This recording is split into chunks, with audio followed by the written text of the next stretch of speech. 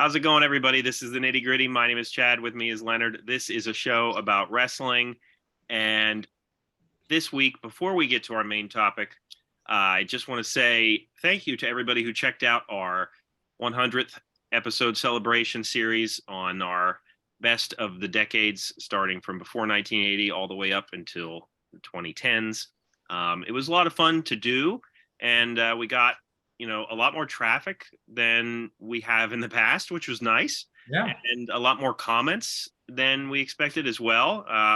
It seemed like people started to need to comment less and less as it got to the aughts and the tens, which is probably understandable. But it was really good to have people comment nonetheless. And I stated this on one of our other videos, but just so everybody knows, the people that wanted more videos, less talking, if there's a way to incorporate footage of matches and not have you get slammed for a copyright infringement, I have yet to figure it out. So that is what this show is. It's a show about talking.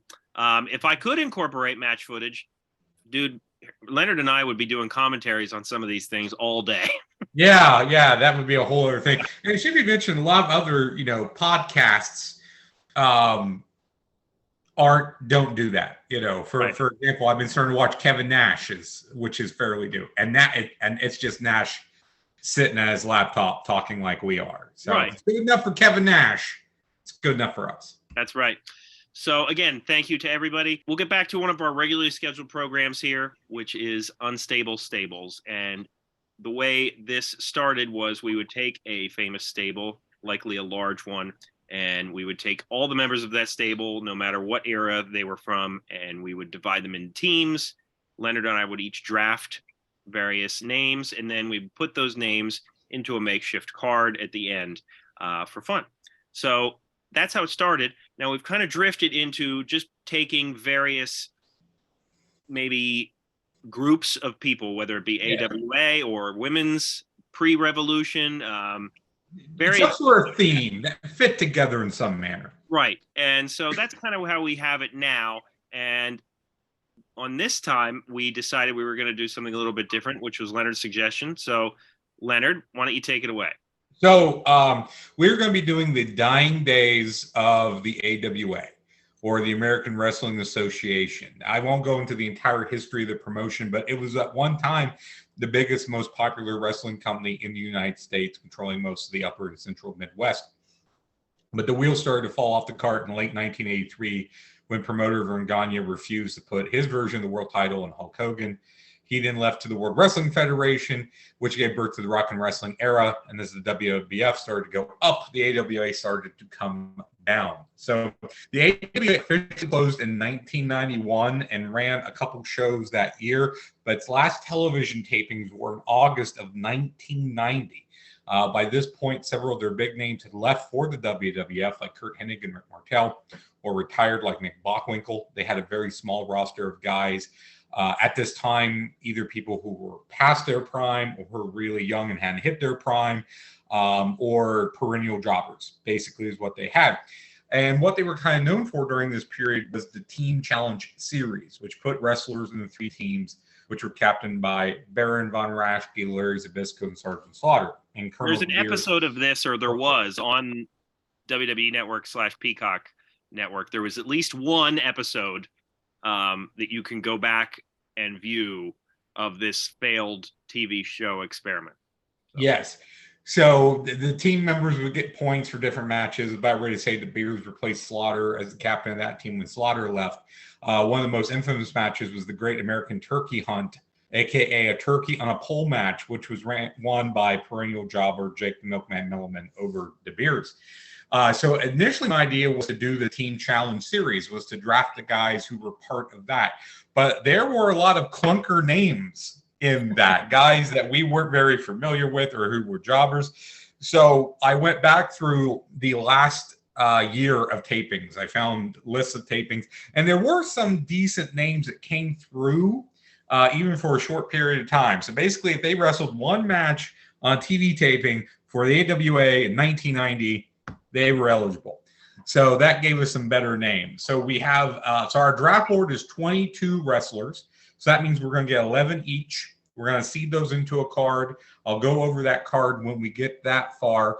I have the first pick this time, as Chad had the first pick last time. And it should be mentioned that you are getting these guys as they were in 1990, something that Chad has trouble understanding. Well, this will be one where I don't have very much confidence in not necessarily my picks, but maybe the order of which I pick them. Okay. So, I know a little bit about this period of AWA. Some of these names I certainly did have to research prior to us doing this episode, but we'll try to give you kind of updates on who they are, reminders rather, yes, as we go forward. Oh, right. So here's the draft board in roughly alphabetical order.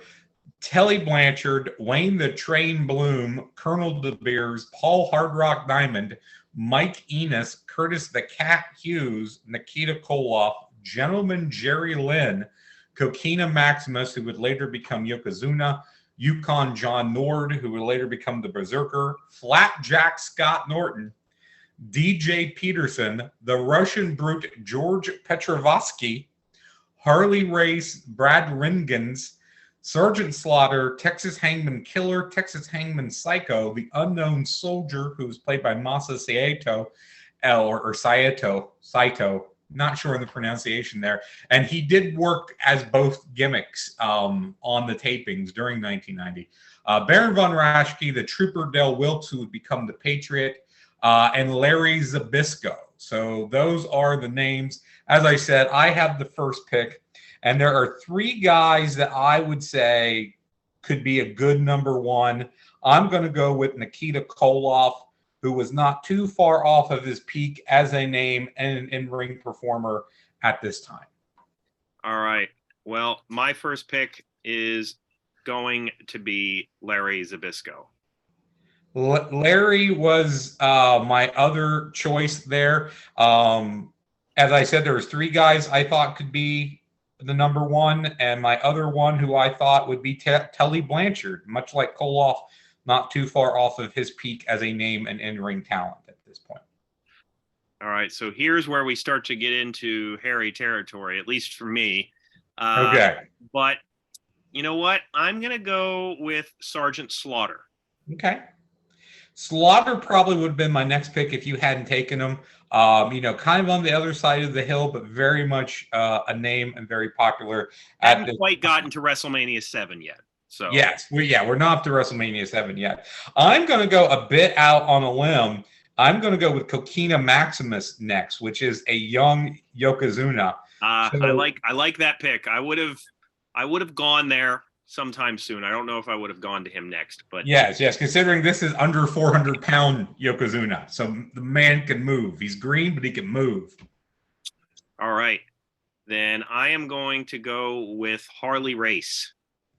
Harley Race would have been my next. This is an older Harley Race, not too far off of his retirement, close to his retirement, I should say, but still, man, it's Harley Race. So absolutely. I'm going to go with this may be a surprise, but it is part of my strategy. I'm going to go with Wayne Bloom next. I know where you're going.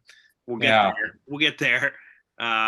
But you want to remind people who Wayne Bloom is, or do you want to do that later? Oh, I'd say Wayne Bloom was part of the Beverly Brothers in the WWF. Right. He was part of the Destruction Crew at this point. Him and his tag partner, Mike Enos, which we already mentioned, Enos is on the board as well. They were the Beverly Brothers, and they also teamed in WCW for a time. So, and they were the next to last AWA Tag Team Champions. Right. So I am going to go with the Trooper Del Wilkes. Okay. He was up there for me as well. If I hadn't gone with Bloom next, I probably would have gone with him. And just so I don't get chatted, I'm going to take Mike Enos next. So I just have that tag team completed. All right. And my next pick is going to be the Unknown Soldier, Masa Saito. Oh, I had him a bit lower on my list, but I think That's just because I wasn't that familiar with him. You want to remind people who Saito was? He was well. I was about ready to do it for you. He's a Japanese legend. Yeah. And famously, he was in a match that was extremely long. I want to say definitely between an hour and 2 hours, an island death match with Antonio Inoki. Yes. But they had a huge rivalry, and he is just an extremely tough individual. Those who have been keeping up with Tales from the Territories will have heard some stories about Masa Saito on that show. So, so that's why I went with him. Yeah, great pick there. Next, I'm gonna continue since I took Kokina Maximus going youth movement. I'm gonna do that again with Jerry Lynn. This is very early on in Jerry's career, and he was actually the last person to get a title shot against Larry Zbyszko for the AWA World Title. All right. Well, then I am going to go way out of left field here. Mm-hmm. I'm going to go with Texas Hangman Killer. Okay. I had the Texas Hangman a little lower on my list. I like the name. Yes. I won't chad you. I won't take Psycho next, but I'm going to go with Flapjack Scott Norton. All right. Can't go wrong with that name. Not at all. So you know what? I'm not going to go with Psycho just yet. Okay. I'm going to go with Baron von Raschke. Baron was up there for me. This is a later Baron, of course, but he was just such an AWA stalwart. Yes. And a kind of a cool personality, not very versed on the AWA, but every time I've seen the Baron, he just seemed like kind of a cool character. Yeah. So, I'm going to go and complete another tag team with John Nord, also known as the Berserker. Nord and Norton were called the Lumberjacks. I like that name. Yeah. Yeah, they. So on a side note, there was recently a lumberjack match on AEW Rampage between Orange Cassidy and QT Marshall, and some of Orange Cassidy's stablemates, the best friends, actually, and including Danhausen, all put on lumberjack attire and tried to bring axes to the ring, which I thought was funny. Yes. So, yeah, I wouldn't go with Texas Hangman Psycho next, just to round out the Texas Hangman tag team, which is such a great tag team name, even if they weren't necessarily the greatest tag team ever. No, but yeah, the name is cool. I'll give you that much. You know what? I'm going to go with another AWA stalwart and a guy who I think is really underrated is Colonel De Beers. I don't know if that's a character you could get away with today, being that he was an apartheid South African. But I'm gonna go with him next. All right. So I'm gonna go with somebody that was was a name in AWA, but wasn't necessarily a name in WWF, although he was there as the Orient Express. That would be Paul Hard Rock Diamond, which could also be a great porn star name. Yes. I love that. I found some mentions of some of these nicknames that I believe they only used in the AWA, like Hard Rock Diamond and Wayne the Train Bloom. But I do love that. And Diamond probably would have been next for me. I had him as a sleeper pick. I'm going to go with Curtis Hughes. Of course, we've talked about Curtis Hughes here on the show before with the York Foundation. And Chad and I met Curtis Hughes earlier this year. I would have been upset if you didn't get him. Yes. Well, you could have had Curtis Hughes, but Kurt was very cool to meet. I should say, I never thought much of him when he was, active, but meeting him and talking with him and seeing him, I mean, he just seems like he's having a good time, and it was cool to meet him. So Curtis Hughes. I'm going to round out another tag team here. At least I think this is the tag team. If memory serves, this was the last tag team champions of the AWA, and that would be DJ Peterson. Yes, so it was Peterson and the Trooper, and that's one reason I left Peterson on there and didn't try to find another name, because Peterson's a guy I just don't really know a whole lot about, other than he did tag with Dale Wilkes, and they were the last tag champs. So So we are down to, I think, yeah, one name each. I'm going to go with Brad Rengans just because he's a little more of a known name to me. Former Olympian, a guy who was in the AWA for a very long time, to my knowledge. You could have had 2 Russians, Leonard. I could have had 2 Russians, and then I could have tag teamed them and screwed myself. So That's yeah. All right, so that leaves me with the Russian brute George Petrovsky. Yes. And now is the time for Leonard to recap who our teams are. All right. So I have Nikita Koloff, Tully Blanchard, Kokina Maximus, Wayne Bloom, Mike Enos, Jerry Lynn, Scott Norton, John Nord, Colonel De Beers, Curtis Hughes, and Brad Renkins. Chad has Larry Zabisco, Sergeant Slaughter, Harley Race, Trooper Del Wilkes, Masa Saito, Texas Killer, Baron Von Raschke, Texas Hangman Psycho, Paul Diamond, DJ Peterson, and the Russian brute George Petrovsky. So we are now going to seed them into our card. So the card is going to be, let's see here, 1, 2, 3, 4, 5, 6, 7 matches, which is usually pretty standard for us. We're going to have a 1 versus 1 dark match. And then the main card, we're going to have a 2-on-2 tag match, a 1-on-1 singles match, a 3-on-3 6-man tag, a 1 versus 1 frozen turkey on a pole match, a 2 versus 2 tag match for the AWA World Tag Team titles, and then a 1 versus 1 for the AWA World Heavyweight title. So since I went first for the draft, Chad goes first for the card. So who do you want to seed for your dark match? Okay, so you know what? Let's just get him out of the way because he was my last pick. So it would be the Russian brute George Petrovsky starting things out here. And Leonard, who do you have going up against the Russian? I'll just give you my last pick. I'm going to go with Brad Rengans. All right, and it should be mentioned that Brad Rengans became a pretty prominent trainer, and trained a lot of big names. So even if the highlights of his wrestling journey wasn't necessarily when he was in the ring, he certainly left his mark by training a bunch of big names. So, there's not much to find on the Russian brute George Petrovsky. So I know who Brad Rengans is, and so I'm just going to give this to you, Leonard, because I would imagine from what I understand, I think Brad Rengans actually became more of a name in AWA than did the Russian brute. The short material I did find on Petrovsky, but Brad Rengans, at least in the AWA universe, was very well built and was a part of their cards on a regular basis. So. Yeah. The Russian brute was someone who kind of wound up there because we needed another name, and he was working a lot of these cards, and particularly against Slaughter. Slaughter had to have the forward and heel to go against, and he had a lot of matches with Brute. But no, I'm not going to argue the win for Rengans there.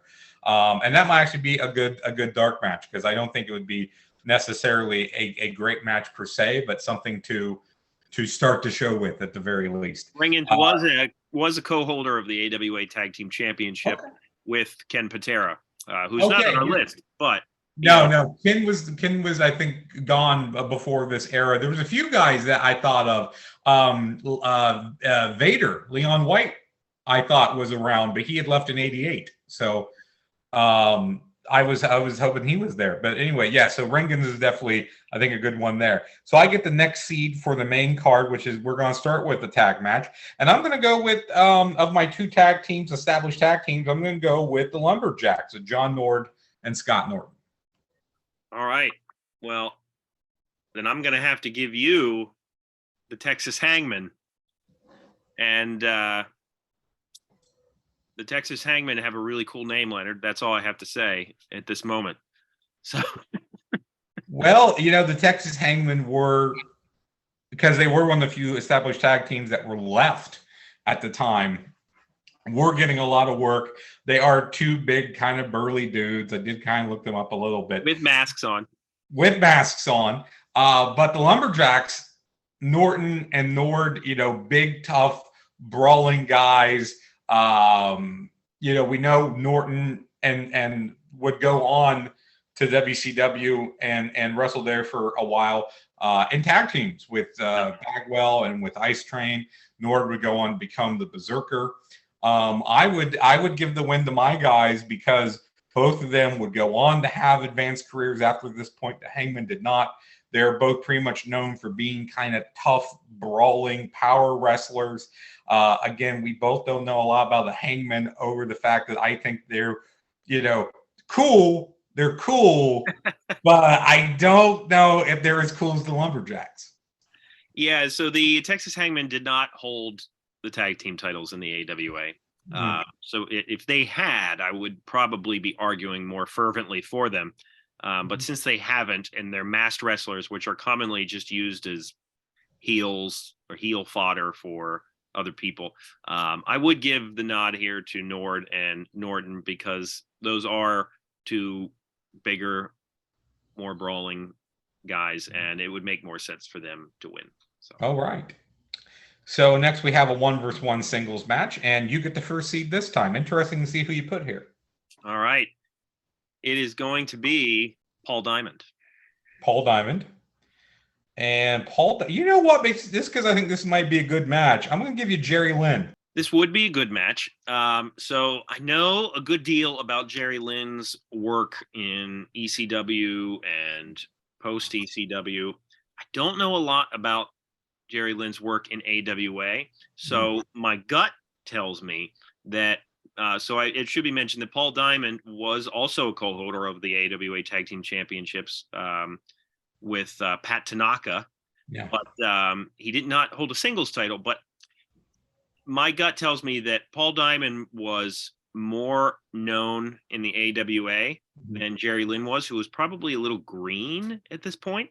So although I do think this would be a very competitive match, and as we're talking here, I probably should have gone and looked up some of Jerry Lynn's work in AWA. I didn't get a chance to do that, but I will do that after the show because I'm curious to see if any of that footage exists. But I think this would be a good match, but I would have to give the nod to Paul Diamond. Yeah, I'm interested to see what Jerry Lynn's gimmick was because he was billed as Joeman Jerry Lynn. Like, does he have a top hat and tails when he comes to the ring? I would. I would give it to you here on experience. If this was, say, another 5 years down the road, I would definitely make a stronger argument for Lynn. But Diamond was the much more experienced wrestler here, and a good hand. He's usually known as his tag team with Pat Tanaka, and again, Tanaka's not on the list because he was part of the Orient Express in the WWF at this point, and I forget who his partner was at that time, but Diamond would eventually go and become, I believe, Kato under a mask and be the second version of the Orient Express. Duh. Right. Yeah, when the wheels fall off of my cart, they fall off of my cart pretty hard. So I did that because that would be a good match. But I would agree with you here. I think Diamond, as the more experienced grappler, takes that. So next we have our 3-on-3, and that's a tough one. You know what? I'm gonna go with my big boys. I'm gonna give you De Beers, Hughes, and Coquina Maximus.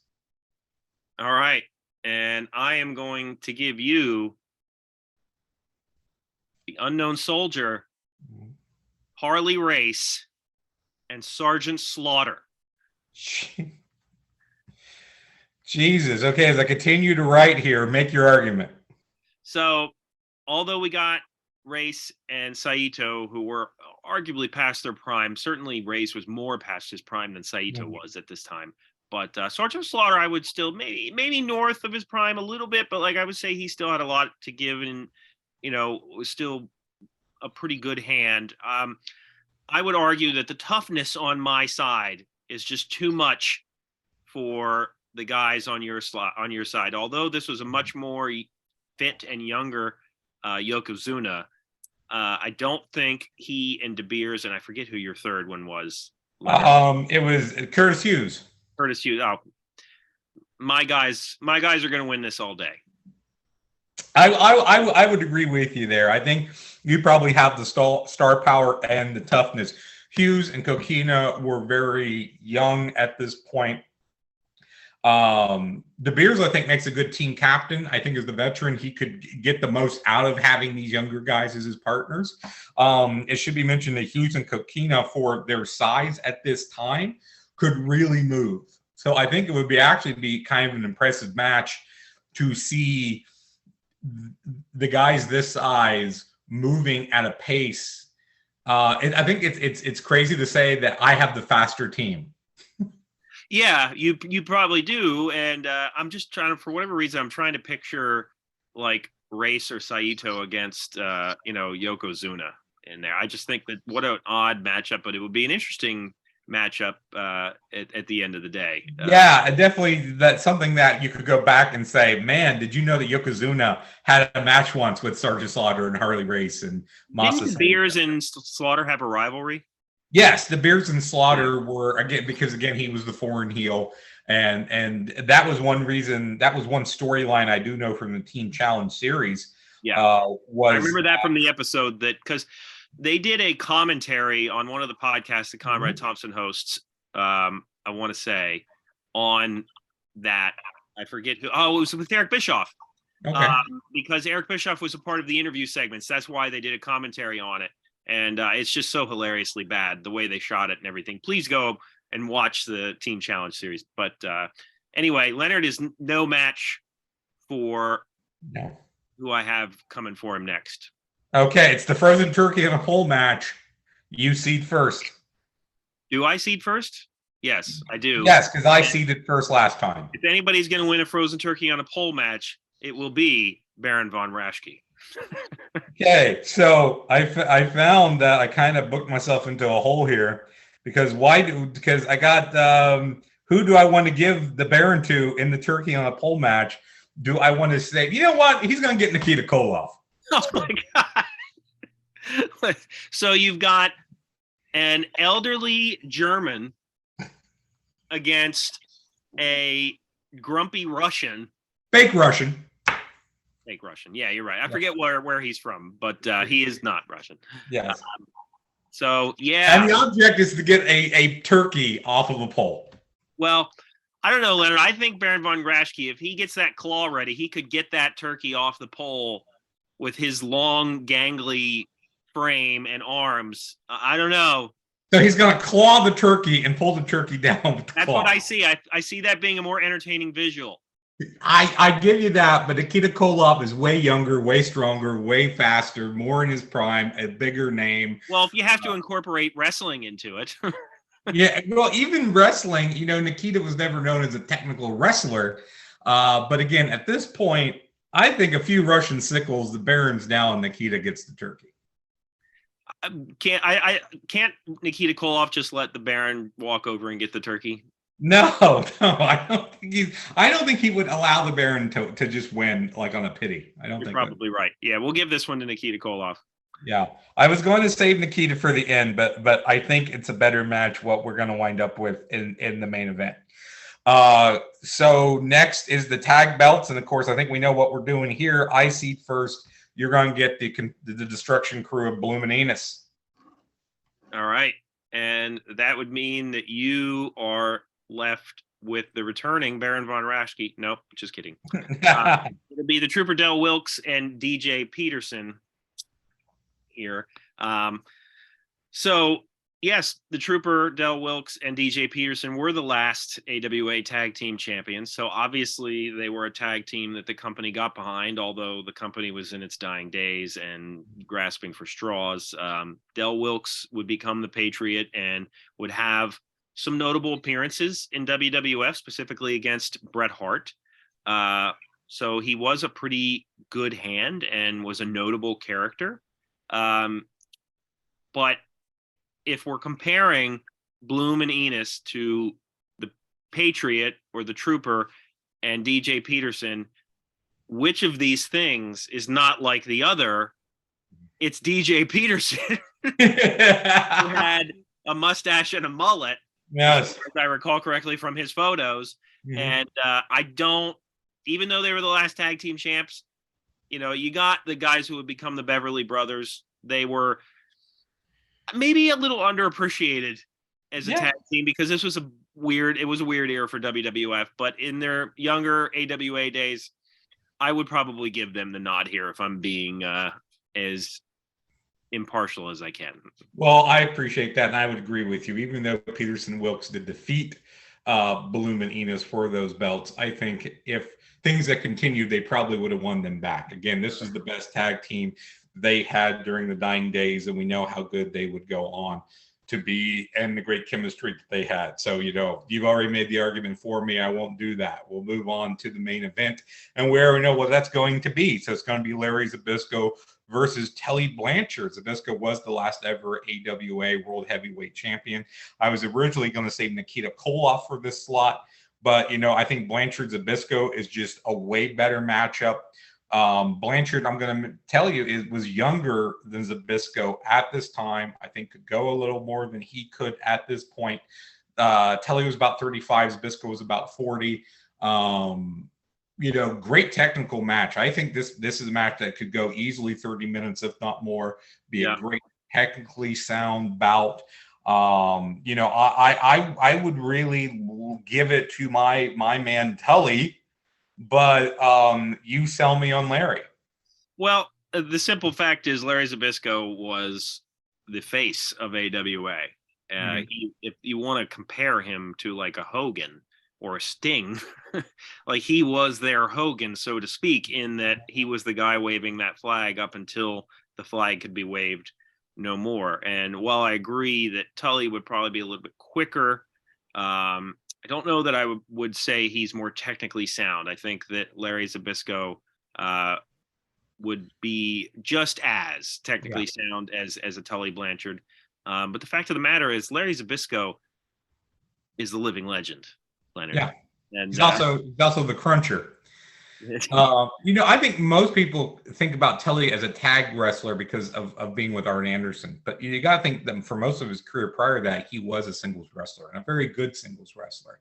And I think this does come down to politics. If we're dealing with this in a real world situation, Larry Zbyszko was, as you mentioned, sort of the last star the AWA had, the last guy that was at the top of the mountain for them. And he was married to Verne Gagne's daughter.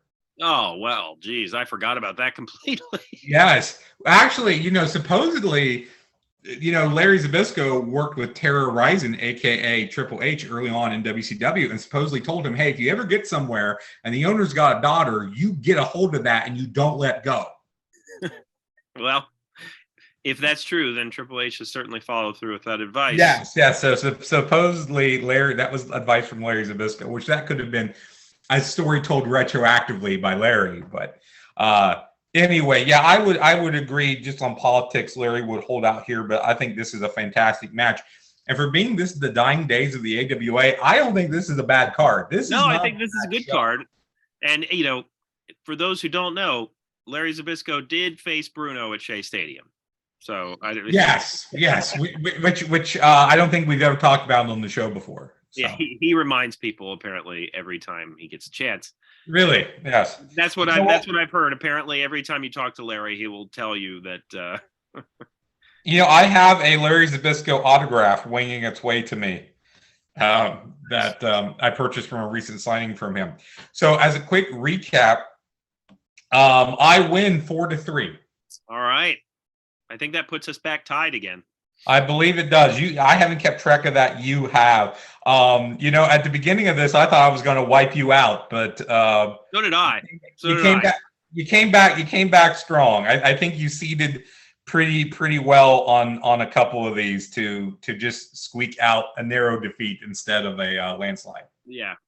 No, but this was definitely fun, and the AWA footage. I think that WWE owns it. Yes. It's certainly not all available. So no, I actually looked today, and there's just a bunch of kind of random episodes from like 87 to 88, and I think stuff from 86. The Wrestle Rock Rumble's on there. The card, it's called Sunday Showdown or something, but it's the one where where Hogan didn't, had the dusty finish with Bockwinkel from '83. Yeah, and you mentioned that earlier, and I forgot to comment on it, but in retrospect, they did amend those title changes that Hogan got and gave them to him officially after the fact because of all the politics that were involved. I forget what year it was that happened, but they basically listed it as, we're gonna, Hulk Hogan did win the title twice in AWA, but because of internal politics, they didn't recognize it back then, which I think is interesting. Holding both the belts for like 30 seconds each. Right. So let us know what you think of the dying days of AWA. If there's any names that you think we should have put on here and why. Let us know what you thought of our card. And please check us out on Apple Podcasts and Spotify. Check out our other videos, random match reviews, segment surgery, and stupid questions. Almost forgot it there. Mm-hmm. That would have been stupid. Yeah, that would have been stupid. But please check out our other content, subscribe, like our videos, and thank you for checking us out. For Leonard, my name is Chad, and we will see you next time. And Alexa will see you out.